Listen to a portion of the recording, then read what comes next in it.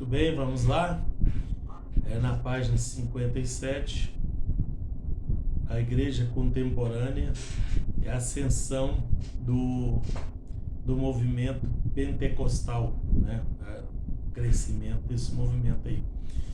Hoje nós vamos começar pela história do movimento pentecostal, porque nós tínhamos que chegar nesse ponto aqui que é muito importante para nós, né? Do movimento pentecostal. A doutrina desse movimento, né? Como é que foi a origem? Onde é que começou isso, né? Como é que isso foi iniciado? Bom, a formulação teológica do movimento pentecostal, da Igreja Contemporânea, né, é atribuída a Charles Fox Parham, né? Esse Charles Fox, ele considerou, né, que o movimento da glossolalia, do falar em línguas, né, era a evidência do batismo no Espírito Santo, ou com o Espírito Santo. Lembra que nós consideramos batismo no Espírito Santo e com o Espírito Santo, para nós é a mesma coisa, tá? Batismo, né? Então a forma de expressar que é o batismo é uma ou outra, tá? Esse conceito teológico do Charles, né, influenciou de forma direta o avivamento da Rua Azusa, que é desse livro que eu deixei para vocês aí no grupo, né, que é o grande movimento pentecostal que originou a Igreja Assembleia de Deus, inclusive, tá? As igrejas Assembleia de Deus são oriundas desse movimento, desse grande avivamento que da Rua Azusa, que não começou na Rua Azusa, né? Começou no Kansas, né? Em Topeka, no Kansas, em 1898, né? Pertinho lá de 1900, né? O Parham, o Charles Fox, ele tinha uma escola bíblica lá, né? Ele dava aula na escola bíblica Betel e a casa de cura, né? E os seus alunos dessa escola bíblica foram desafiados a buscar na Escritura algum sinal da evidência do batismo no Espírito Santo, tá? E dessa investigação, veja que os avivamentos, todos eles se originam na palavra, no estudo da palavra, no conhecimento da palavra. Não é naquela parte emocional que é inspirado, né? Porque a gente fica imaginando que avivamento, não, mas avivamento ele se origina no barulho, no emoção, mas não é. Tá? Esse grande avivamento, esse maior avivamento, vocês perceberam outros avivamentos e reavivamentos anteriores, mas o grande avivamento dessa onda pentecostal, né, começou lá com Charles Fox, tá? E houve uniformidade entre eles, né, dos alunos do Fox, que o falar em outras línguas constituía a única prova bíblica do batismo no Espírito Santo, né? Se quisesse provar que ele era batizado no Espírito Santo, né, uma doutrina, uma profecia não seria uma prova, né? Outros dons também não teria como provar, mas o batismo no Espírito Santo, as línguas parecia adequada para constituir essa prova, tá? Essa formulação doutrinária levou o Charles, né, Charles Parham, à prática através de reuniões, né, que levou os seus alunos a experimentar essa falar em línguas. Estou na página 57, no finalzinho, tá? O surgimento, quando foi que surgiu isso aí, tá?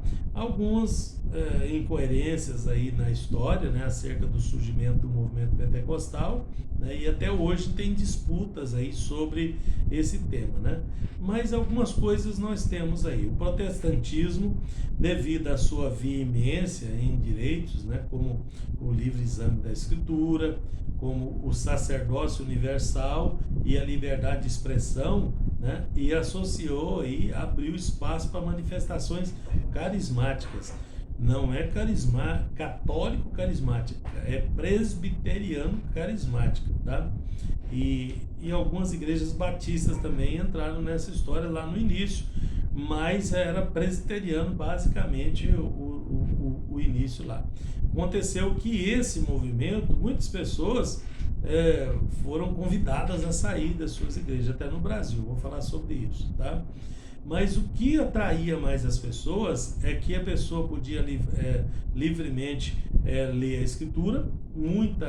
Muitas denominações não aceitavam, era fechado, igual a Igreja Católica também, era fechado, não podia leigo, não podia ler a Bíblia e aquelas coisas.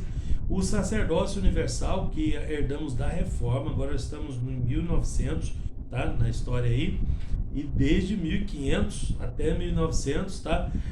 Um dos pontos da reforma era o sacerdócio universal do crente, tá? Onde cada um era um sacerdote, cada um podia entrar na presença de Deus e cada um podia falar com Deus. Isso foi base aí do movimento pentecostal para começar essa glossolalia do nosso tempo, tá? Bom, houve manifestações carismáticas antes, nós já falamos de algumas delas, né? Como os Quakers no século XVII, né? Os avivamentos do século XVIII, XIX, mas que a igreja não consegue viver sem esses avivamentos, né? Esses avivamentos são de suma importância para a igreja do Senhor, tá? E então de vez em quando vem um avivamento. No meio do avivamento, é claro que toda manifestação tem perseguição, todos eles tiveram, tá? Bom, e por fim o ministério de Edward Irving, tá? Onde os seus principais interesses se concentraram lá na cristologia, pneumatologia, escatologia, com ramificações nas demais áreas da teologia. De novo, nós vemos que o movimento, ele privilegia o estudo da palavra, tá? É o conhecimento bíblico, tá? O avivamento vem do conhecimento, tá? Então, lá do Charles Fox, depois o Edward Irving, tá?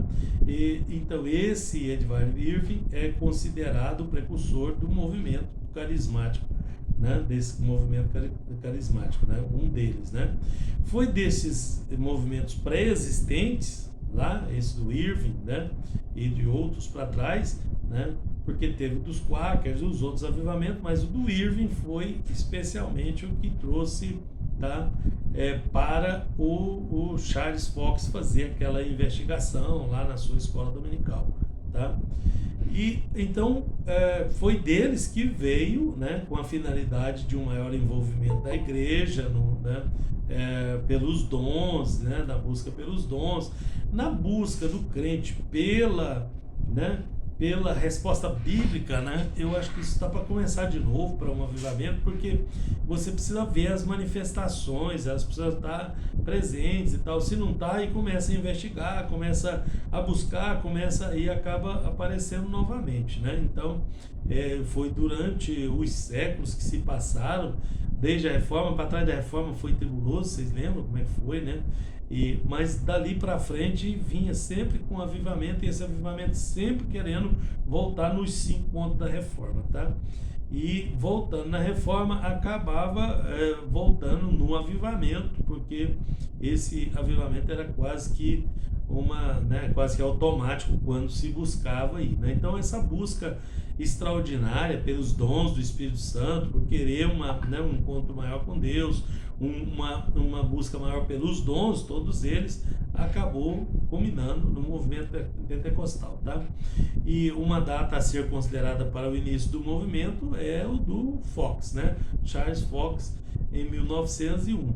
Lembrando vocês que isso aqui foi um pouquinho antes do grande avivamento da Rua Azusa, que aconteceu do outro lado dos Estados Unidos. O movimento da Rua Azusa foi em Los Angeles, na Califórnia, e o Charles Fox era no Kansas, do outro lado, tá? Mas esse negócio ganhou corpo de uma rapidez tão grande que os Estados Unidos ficou pequeno para o tamanho do movimento, tá?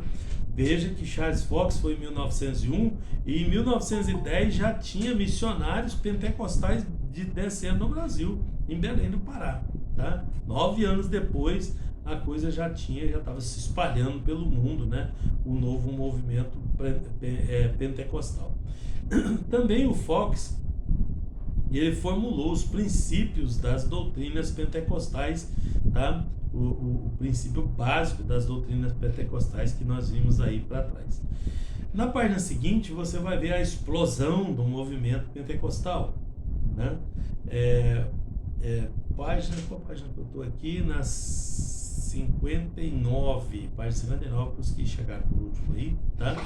Bom, aí chegamos em William Seymour, né? William Joseph Seymour foi o responsável pela maior e mais rápida propagação do movimento pentecostal, né? Um homem de criação humilde, tá? Aparentemente tímido, não gostava de falar em público, mas Deus escolheu o Seymour, né, para uma obra que nem ele mesmo poderia imaginar, tá? Nascido na Louisiana, tá? Filho de escravos libertos, né? Negro, né? Ele era baixinho, robusto, negro, cego de um olho, tá? O Seymour, e ele foi agraciado com um espírito manso e humilde. Ele era um sujeito bem manso, né? A história dele é interessante. E ele começou a sua odisseia espiritual na infância, quando fez a sua profissão de fé num culto metodista. Lembra que os metodistas, aqueles avivamentos lá, foi dentro dessa, não, um deles foi dentro dessa igreja metodista. O que é fazer a profissão de fé? É confessar Jesus como suficiente Salvador, e usava-se, deveria usar até hoje, né? A pessoa professar aquela fé, tá? Ele recebia a profissão de fé, recebia, né, as doutrinas básicas, né? E ele professava aquilo, né? Crer no Espírito Santo, né? Crer, tá? Com Jesus como único e suficiente Salvador. Isso era a profissão de fé. Então a pessoa ficava crente, não, você levanta a mão aí, pronto, já ficou crente. Não, ele aceitava Jesus, aí ele tinha que fazer a profissão de fé, e ele tinha que entender isso, ele tinha que ser discipulado para ele compreender a profissão de fé. Veja que coisa tremenda que é isso, né? Que dava uma base teológica para a pessoa começar na fé. E aí a possibilidade do pentecostalismo, do batismo do Espírito Santo, é muito alta, porque ele tem conhecimento, ele conhece. Você pega um novo convertido hoje que não foi discipulado corretamente, é muito difícil ele ser batizado com o Espírito Santo, não é? Porque ele não tem conhecimento, ele não tem aquela bagagem, né, para ele buscar os dons, para ele se interessar espiritualmente por essa coisa aí, tá? Existem muitos movimentos, até que a gente pode até questionar, se for o caso, tá? Mas com base no conhecimento é que se produz essa massa desse bolo aí, né, maravilhoso do pentecostalismo, tá? Então ele começou na infância ainda, né? E depois que ele fez a profissão de fé, ele mudou para outra cidade, para a cidade de Indianápolis, a cidade dos motores lá, os carros, né? Onde ele se filiou na igreja metodista. Mais tarde, ele estabeleceu, eu estou falando do William Seymour, tá? O grande propagador. Ele não é o precursor, o iniciador. O iniciador, concordamos que seja o Fox, tá? Mas o Seymour já é derivado do Fox, né? O Fox não era, né? Não foi o maior propagador. E foi uma pessoa simples, né? Porque hoje em dia ele fala, não, mas tem que ter dicção, tem que ser bom orador para ser um grande, mas pois é, o Seymour não tinha nada disso, e foi o maior espalhador do movimento pentecostal que teve no mundo, foi ele, tá? Bom, mais tarde ele era muito ligado nas igrejas, né? Ele estabeleceu relações com a Igreja de Deus em Indianápolis, né? Em Anderson, pela qual recebeu a ordenação ministerial, né? E Arthur Osbert, tá? Que posteriormente se tornou líder da missão lá da Rua Azusa, lá em Los Angeles, descreveu ele como alguém de fala simples, de suave, né? Mas não um orador, não uma pessoa com eloquência, tá? Né? Para esse fato aí. Ele falava linguagem comum, né? De gente sem instrução, de pessoa pobre, um americano pobre, né? Negro, filho de escravos, né? E que Deus usou poderosamente para espalhar o movimento pentecostal, tá? Esse homem aí, foi um dos influentes divulgadores, um dos mais influentes divulgadores, se não o maior, tá? Embora ele não se pareça nada, né, com a radicalidade do movimento. O movimento no início era muito radical, tá? Então Seymour amadureceu com o tempo e com as diversas experiências que ele teve. Mais tarde ele já no ministério pastoral, né, já adquiriu e um dos grandes líderes do pentecostalismo, depois que ele cresceu ali. Então ele pastoreou uma igreja chamada Missão Santa Fé, né? E lá ele começou a pregar sobre o batismo com o Espírito Santo, né? E tinha como evidência o falar em línguas que o Fox já estava pregando há alguns anos atrás, né? Há uns 4 anos antes disso aí, tá? O Fox já tinha feito aquela pesquisa lá e já estava pregando isso aí. Ele também começou a pregar isso aí, tá? E ele pregava isso, mas ele mesmo não tinha recebido, né, o batismo, né? E esse ensino foi combatido pelos líderes da igreja. Olha os problemas começando aí, né? Porque ele tinha uma visão diferente, né? Os líderes lá era diferente da dele, né? E por fim eles convidaram Seymour a sair da congregação por causa do seu ensino, né? Para não falar que expulsaram ele de lá, tá? Bom, o Seymour, com a sua pregação sobre o batismo, né, e as línguas estranhas, ele convenceu muitos irmãos de algumas igrejas, né? Porque já tinha muita gente que tinha bastante conhecimento ali, que parecia que estava faltando uma coisa. Então, isso aí não se convence, não é pelo poder da palavra, não. Isso é um negócio espiritual, que, né, aí a pessoa é convencida, oh, poxa, está faltando isso aqui, vamos para ali e tal, né? Foi isso que aconteceu, tá? Então, algumas igrejas como a Metodista, essa Missão da Santa Fé, né, que se juntaram a ele para que pudesse cultuar a Deus livremente, né, e propagar o seu imenso, né, o seu poder da palavra imenso que estava explodindo ali num avivamento tremendo, né? Então, dali começou essas experiências sobrenaturais, né? Bom, o desejo de Seymour em ser batizado com o Espírito Santo, né, falar em língua, se tornou realidade, tá? Como afirma Vision Sina no livro dele de 2009, na página 72, tá? A partir desse fato, o Seymour, estou na página 61, tá? Para quem chegou aí por último, chegou alguns aí, ele se sentiu mais impelido, né, pelo Espírito Santo a propagar a renovação pentecostal, tá? Ele já falava em língua, ele já tinha, né, aqui já estamos lá pelo 1906, tá vendo? Já estamos chegando perto da Assembleia de Deus de 1910 no Brasil, tá?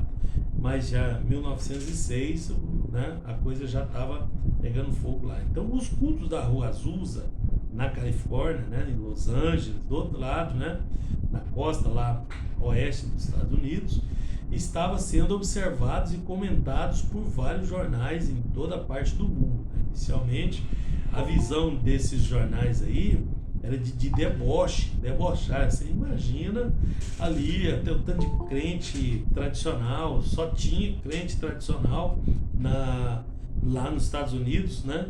Aí aparece um movimento desse fazendo aquele barulhão todo ali. Então tinha muito crente nos meios de comunicação, e os jornais escolheram o caminho do deboche e do desprezo. Começou a perseguir a igreja. Mas vocês sabem, eu já falei para vocês, que historicamente a igreja mais cresce quando ela é perseguida. Aí as pessoas ficavam curiosas para saber que movimento é esse, e ia lá e por lá ficava, não voltava mais, sabe? Então é isso que aconteceu, que o movimento propagou rapidamente nos Estados Unidos, e dos Estados Unidos para a Escócia, para o norte das Ilhas Britânicas lá, e de lá o negócio virou pólvora para o resto ali da Europa também, tá? E na verdade na América Latina eles não estavam nem preocupados com a América Latina, porque achavam que já estava tudo bem e tal, tá? Mas mesmo assim, né, vieram 2 missionários para o Brasil, tá? Então esse negócio começou a ganhar proporções enormes, né? Várias pessoas testemunhando as maravilhas que Deus fez na vida deles, né? Isso que já não era mais, não podia ser considerado uma piada, já tinha virado, né, um avivamento. Aquilo que as pessoas estavam achando que era uma piada já tinha virado um grande avivamento. Perceba? Tá? E foi exatamente com esse fervor aí que o movimento pentecostal se espalhou rapidamente. Então, aqui começa o movimento pentecostal, né? Que culminou com a vinda dos missionários para o Brasil e fundando a Igreja Assembleia de Deus no Brasil. A Assembleia de Deus não foi iniciada no Brasil, tá? Fontes aí tem umas controvérsias tremendas aí, mas os missionários usaram o nome de uma das igrejas que já estavam em funcionamento nos Estados Unidos, se chamava Assembly of God, né? Assembleia de Deus lá, tá? E aí eles utilizaram o nome que já era pentecostal, que já tinha aderido ao movimento, já teve muita gente que saiu das suas igrejas, foi para essas igrejas que foram montadas no movimento pentecostal, porque as igrejas tradicionais simplesmente não os recebiam ou os expulsavam, tá? Bom, então com esse movimento todo aí, isso saiu passando de país em país, né? E deu-se graças ao poder do Espírito Santo. Veja que foi um movimento lícito, né? Um movimento legal, dentro da palavra, com todo mundo ali, né? Participando da palavra, porque já teve muitas vezes, meus irmãos, outros movimentos que não eram bem assim, não é né? Já teve movimentos aí que já veio espalhando pela América do Sul, pelas Américas aqui, né? Trazendo doutrinas estranhas e coisas desse tipo, né? Mas esse aqui especialmente foi um movimento diferente, porque ele iniciou com o estudo da palavra, né? E percebendo a necessidade dentro da palavra de se buscar os dons e tudo, né? Lá com Fox, né? William Fox, que a coisa começou a ganhar corpo, e nem foi através dele que o negócio estourou, né? Já foi através dos outros, tá? Dos outros que veio depois dele, mas depois dele na mesma época, não foi assim, terminou o ministério dele, começou outro, não. Esse negócio começou no final dos anos 1800, né, e do século XIX para entrar para o século XX, né, foi rapidamente isso aí, foi muito rápido, tá? E então a gente fica encabulado de uma obra desse tamanho, né, Deus levar a cabo através de um homem como aquele que não tinha a mínima possibilidade, vamos dizer assim, que é o Seymour, né? Que é aquele que, por causa da eloquência, por causa da, né? A gente olha muito para a aparência e tudo das pessoas, mas enganou quem olhou, porque o Seymour foi usado por Deus para espalhar esse movimento pentecostal, né? Por todos os Estados Unidos, e de lá o negócio saiu para o mundo, né? Então, os pentecostais, no tópico 3, aí fala que eles foram enviados para a Europa, né, dos Estados Unidos, né, eles foram para a Austrália, né, para Nova Zelândia, para lugares tradicionais, onde tinha obras missionárias. Na África já tinha, né, no norte da África principalmente, na Índia, na China, no Japão, na Coreia, no Oriente Médio, já tinha esses movimentos aí, tá? Contrariando a opinião de alguns lá, protestantes lá nos Estados Unidos, né, considerava que a América Latina já estava evangelizada, né? Os pentecostais e os outros evangélicos resolveram correr o risco de ser perseguidos pelas populações católicas romanas para pregar o evangelho nas Américas, porque as Américas, via de regra, foi colônia, foi colonizado por Portugal, caso o Brasil, e todos os outros pela Espanha, né? E vocês sabem que a Península Ibérica lá na Europa é extremamente católica. Então entrar no Brasil era criar problema com os padres, porque eles no Brasil vieram os jesuítas, que eram bravos, que era aquela coisa, né? E mesmo assim os movimentos pentecostais acabaram decidindo enfrentar, né? E foi quando enviou os dois missionários para o Brasil. Eu falo deles daqui a pouco, tá? A primeira categoria de missionários tinha várias categorias, tá? A primeira categoria era composta por irmãos que tinham recebido o chamado para o ministério, mas eles não tinham muita instrução e eram bem radicais. Sabe as pessoas que têm pouca instrução e ele é bem radical, tá? e é o ponto de sair em missão totalmente dependente de igrejas que, né, que enviavam eles aí, mas eles não tinham conhecimento nenhum e eram bem radicais mesmo, né? E acabava não sendo bem sucedido e voltaram para trás aí, esses aí, desses da primeira categoria. Segunda categoria era uma categoria de missionários que estavam, né, que sobrevivia aprendendo idiomas, né, que ia para os locais que eles eram enviados, né, e foi se ajustando ao contexto social, se adaptando a desafios aí, né. Essa segunda categoria, por inserir no meio da sociedade lá, por falar a língua deles e tudo, eles tiveram melhores resultados aí na sua missão, apesar que tenham sofrido muito, eles sofreram muito para se adaptar, a esse ambiente, né? A um ambiente diferente, outras línguas, né? Mas a gente fica imaginando, você pega um missionário americano que fala inglês, pega ele e manda para a China, já pensou? Para ele aprender o chinês, teve casos desse tipo aí, tá? Então foi muito sofrido para a turma da segunda categoria, tá? Mas a segunda categoria foi muito exitosa, muito diferente da primeira categoria, né, de missionários que eram sem conhecimento e não se preocupavam, né, e não tiveram êxito, vamos dizer assim. Depois vem a terceira categoria, que era de veteranos, né, que eram bem capazes, né, que desfrutavam de um nível de estabilidade bom, né? A maioria serviu na Índia, tá? Porque na Índia falava inglês, né? Então eles mandavam muito. A Índia era colônia britânica, então os missionários, as agências missionárias dos Estados Unidos, né, quando cresceu, eles mandavam primeiro para esses países que falavam inglês, né, que fala até hoje, né, com uma variedade de agências aí, né, por serem experientes no campo missionário, né, a fim de expandir o crescimento, né, o que realmente aconteceu, tá? Por fim, vem a quarta categoria, né, de missionários que possuíam maior instrução, né, como afirma o Sina, no livro que eu já citei para vocês, de 2009.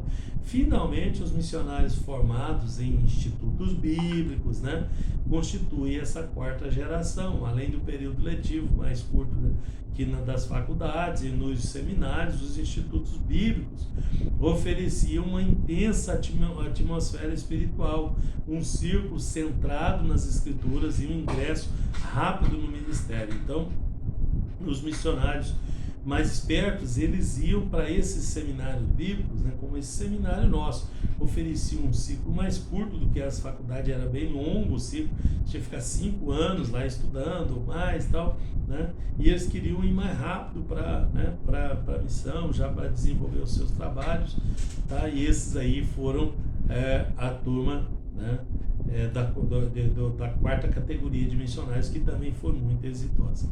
Esses missionários eram altamente capacitados, mais do que os seus outros companheiros para trás, tá? Eles tiveram grande sucesso e fundaram muitas igrejas com bases sólidas, com divisão clara de corpo regente, e fundaram até Instituto Bíblico, né? Sociedade Bíblica, que vinha de lá, vinha com esses preparados, que fundaram Sociedade Bíblica nos países, né? A Sociedade Bíblica americana, depois a britânica, depois a Sociedade Bíblica do Brasil, né? Pode-se dizer que os missionários pioneiros estruturaram a igreja de acordo com um regime eclesiástico, né? Congregacional. Vocês perceberam que tem 4 categorias ali. A categoria mais exitosa é os que estudavam, é os que eram conhecedores da palavra, tá? Às vezes não eram de estabilidade financeira como eram os da terceira classe, mas os da quarta classe, eles eram conhecedores da palavra, tá? E então esse movimento pentecostal aí, né, é congregacional, né, eclesiástico, congregacional, né, era muito crescente, né, e eles preferiam ali um misto de um padrão presbiteriano e congregacional. Então, a maioria desses vem dos presbiterianos. Aí começou o movimento pentecostal, eles aderiram, né. É claro que não foram todas as igrejas, até hoje tem igreja tradicional presbiteriana e tem igreja pentecostal, né? Tem os tradicionais pentecostais em quase todas as denominações por conta disso, tá? Desde aquela época a coisa vem assim, tá? Esses últimos aí oriundos puramente do pentecostalismo, né? Do movimento pentecostal. Então, aí vem o Brasil, né? Isso aqui nós falamos da origem do pentecostalismo lá nos Estados Unidos, daquele movimento pentecostal nos Estados Unidos, divulgado lá no país por Seymour, começou pelo William Fox, né? E antes ainda por outros, mas o falar em língua foi pelo Fox, depois passou para o Seymour, que enviou para o Brasil os missionários. Bom, no Brasil foi o seguinte: o berço deu-se no Pará, na cidade de Belém do Pará, que foi o berço do pentecostalismo no Brasil, tá? E foi graças a Daniel Berg e Gunnar Wingren, né, que receberam um chamado profético da parte de Deus para vir para o Brasil. Já foi através dos dons, tá, pentecostais que isso aconteceu. Para quem chegou agora, estou entrando na página 65, tá? Então aqui já foi uma profecia, né, que eles deviam evangelizar o Brasil e deve ter uma história interessante disso aí, tá? Mas eu vou resumir aqui porque tem umas coisas importantes ainda, né? Então, eles tinham que evangelizar e estabelecer a nova fé pentecostal no Brasil, né? O Wingren, né, o Gunnar Wingren descreve aí como é que foi, né, que eles fariam, né? O Adolfo Oldin recebeu o Espírito Santo lá nos Estados Unidos, né, palavras maravilhosas e vários mistérios sobre o futuro que foram revelados, entre outras coisas. O Espírito Santo falou através desse irmão Adolfo, né, que eu deveria ir para o Pará. Isso o Gunnar Wingren contando a história, tá? Foi-nos revelado também que o povo para quem eu testificasse de Jesus era de um nível social muito simples, tá? E eu deveria ensinar-lhes os primeiros rudimentos da doutrina do Senhor. Naquela ocasião, tivemos o imenso privilégio de ouvir, através do Espírito Santo, a linguagem daquele povo, o idioma português. Veja, na profecia, né, lá, no meio lá, eles conseguiram ouvir isso, né? E ele disse também que comeríamos comida muito simples, mas Deus nos daria tudo o que fosse necessário. Então, a criação da igreja no Brasil, da igreja pentecostal, veio através de uma profecia lá nos Estados Unidos, que Deus enviou esse Gunnar, né, para cá, para o Brasil, né, junto com o outro irmão, né? Em 1910, eles dois chegaram aqui no Brasil, tá, no Porto, lá em Belém, né?